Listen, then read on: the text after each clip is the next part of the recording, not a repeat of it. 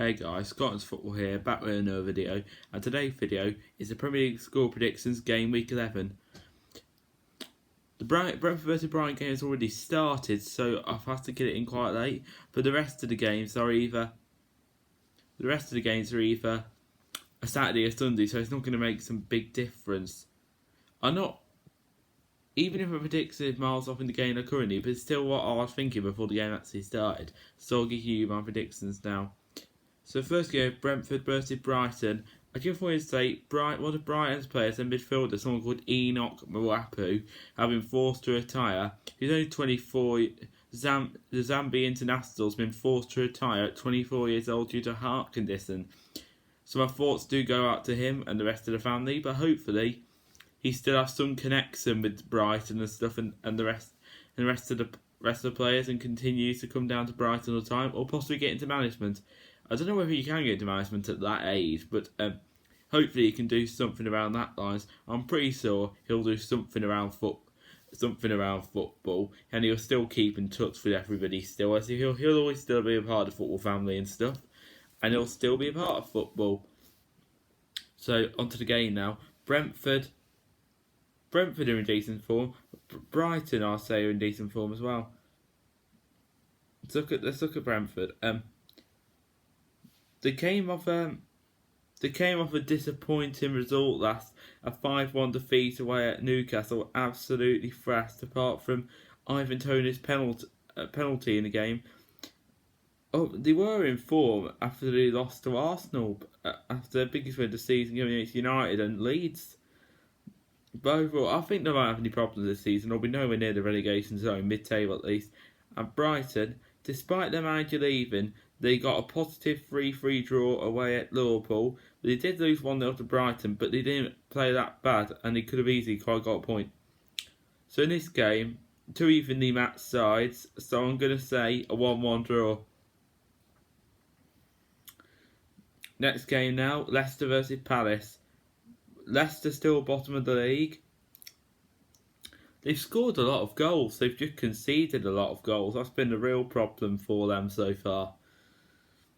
I think Brendan Rodgers were under pressure before we beat Forest, before Leicester beat Forest 4-0 at home, and then they lost 2-1 to Brentford.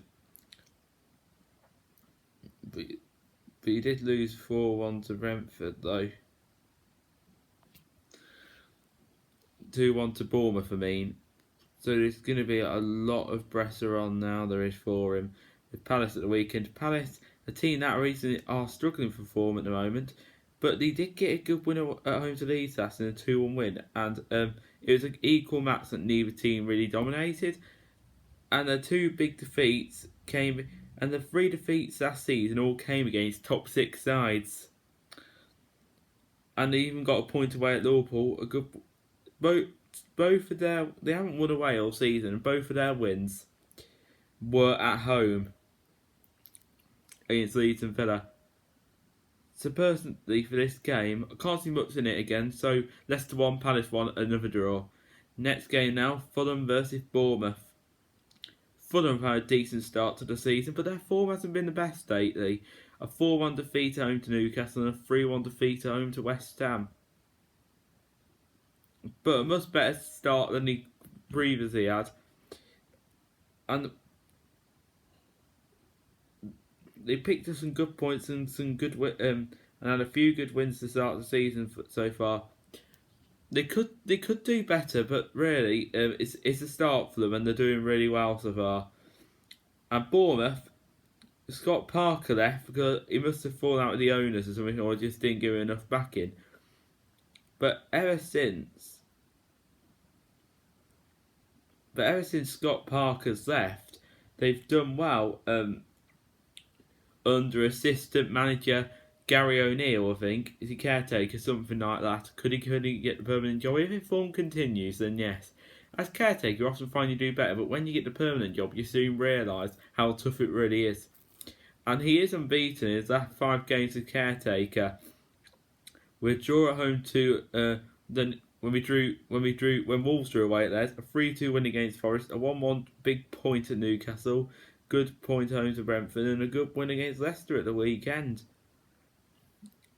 But this game's going to be tough. Two teams that have just come up, actually. And if Parker would have been the manager of Bournemouth still, he'd have been against his former club, he would have been. So for this game, I'm going to say it could be a draw looking on Bournemouth's recent form, but I'll say a Fulham win. So Fulham 2, Bournemouth 1. Next game now, this is going to be the big talking point of the weekend. My team Wolves versus Forest. Two teams in a relegation battle. We have had a crap start to the season.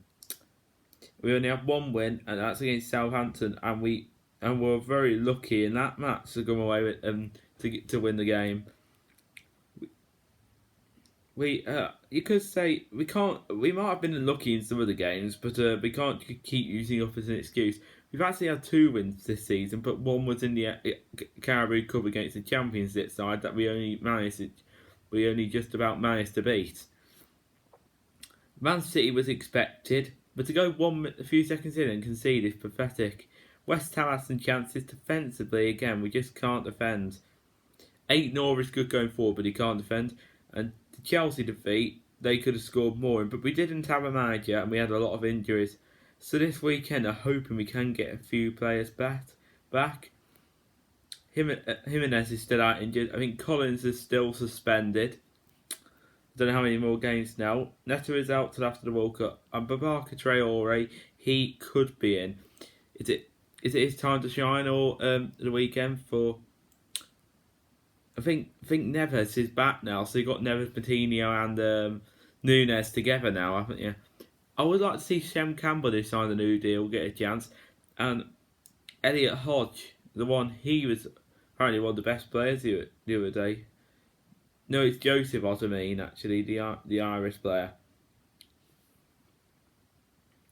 And on Forest's side, they picked up a good point against Villa on Monday Monday, but it's going to be a tough game for both sides with four-player Willie Bolly and Morgan Gibbs-White returning to their former club. Well, personally, Morgan Gibbs-White is nowhere near good enough to be in the Premier League. He's Championship at best. Willie Bolly, I did like him. He was just very injury prone. That's why he didn't play any longer. Bruno didn't like playing him.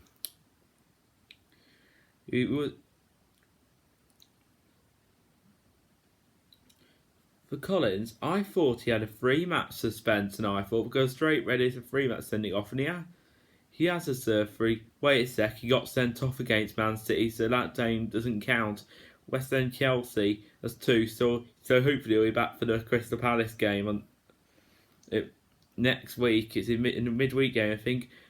I think it'll be the same old story. I think we might get the 1 goal, but I'm just gonna say it's gonna be a 1-1 draw. But is this going to save our season? We haven't got a manager at the moment, so I imagine our 2 interim guys will stay in charge for this game. There are rumours that we could get Nuno. There is a few other guys. Julian Lopetegui has now pulled out due to spend more time with his ill father with family issues, which is understandable. I'd love to see Nuno back. Molineux is his home and his fortress, and should never have gone in the first place. So next game now, so 1-1 to my result. We need to win this weekend, we really do. Spurs 2, next game now, we got Tottenham versus Everton. This is a very tough game, this will be a good game, this will. Spurs are in form, they are. With the they have got more games to play this season, as they're in the Champions League. But looking at Everton's form, they're a mid-table side now. They did lose to Man United last week, but that was just one major blip. And you should have seen Alex Iwobi's goal. You should have seen that. It was a cracker, 5th minute goal. What a start that was for them, Everton. So personally, I think it's going to be 3 points for Tottenham. So we're going to Spurs 2, Everton 0. Next game, Aston Villa versus Chelsea. There's been some big discussion today that Steven Gerrard's job is on the... He got one last chance, apparently. Apparently the owners of Villa are going to be in attendance on Sunday. So could this game, if they win, save his job? Or if they lose, it might not. After that, he has got Fulham away, so they might give him a chance for that game. But Villa, it looks like we both could be up for a bad season this year. We could. And looking at Chelsea form, they have Reece James is now how injured he is. I don't know how much that's going to cost at Chelsea for the World Cup. Fonfana's out injured, Kante's out, so some big injuries there. There has been some big question about Koulibaly. Has he had a negative impact on the team? That's why he probably can't defend anymore. But I don't think that's the case so much. They concede a few more goals compared to the other teams, but I do think they'll win this game. So Villa 1, Chelsea 3, Gerrard. I don't think second Gerrard is the right decision right now, because who else can do any better? Nobody much can do any better really, so he deserves more time. Next game we got Leeds versus Arsenal. I've definitely underestimated Leeds from the start. They brought in a lot of good players and they'll survive this season. 14th in the league and could be a bit higher. Playing against Arsenal, who are top, and it isn't Man City. What a start they've had. They only had one defeat, and that was an off day away at United, and they were lucky to lose that game. I watched them last night. They didn't play that well last night, but they didn't have a full strength team out, and they were probably resting a few players, a bit of squad rotation going out as well. But the reason why Arsenal did well last year to get in the Champions League, because they actually Europa League, because they had less games to play and they could just focus on the league. So from a prediction here, I think Arsenal can continue their winning run. So Leeds 1, Arsenal 2.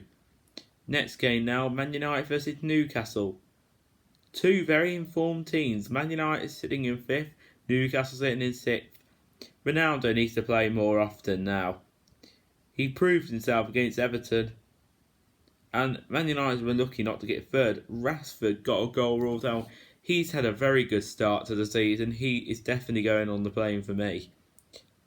If you look at last night, United, they have 4 chances, and 12 on target, and only scored 1, which is in the 93rd minute from Scott McTominay.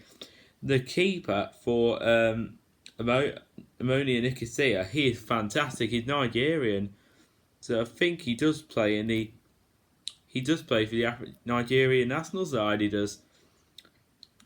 Some of these Premier League clubs could attract him now. Some of the World Cups could attract this keeper. He's fantastic. On Newcastle's perspective, this probably was expected to be up there this season for Europe. With 9 goals in the last 2 games, with thumping away at Fulham and a thumping at home to Brentford. They thumped Brentford at home as well.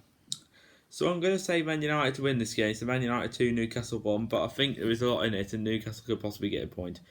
Next game now, we've got Southampton versus West Ham. So Ralph Hasenhüttl job could be in his hands now. But I think he's taken as far as he can now. And they're not playing that well now this season. They're not. And West Ham, not the most encouraging start to the season. But they have got the form building up recently. So I'm going to say a narrow win. Southampton 0, West Ham 1. Next game, the biggest game of the weekend, Liverpool versus Man City.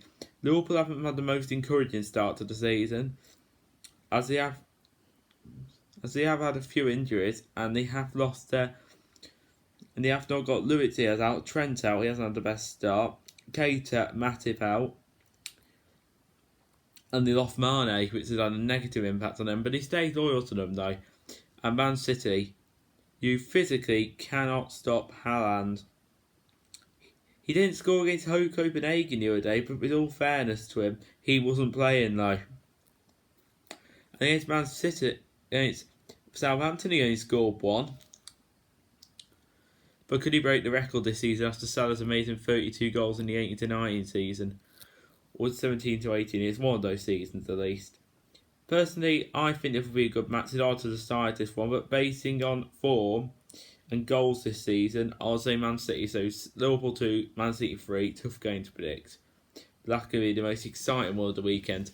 So, right then guys, I hope you did enjoy the video today. So if you did enjoy the video, do get a like, do subscribe to the channel and turn your notifications every time I make a video. Hope you did enjoy this like I just said. I'll hopefully see you in the next one.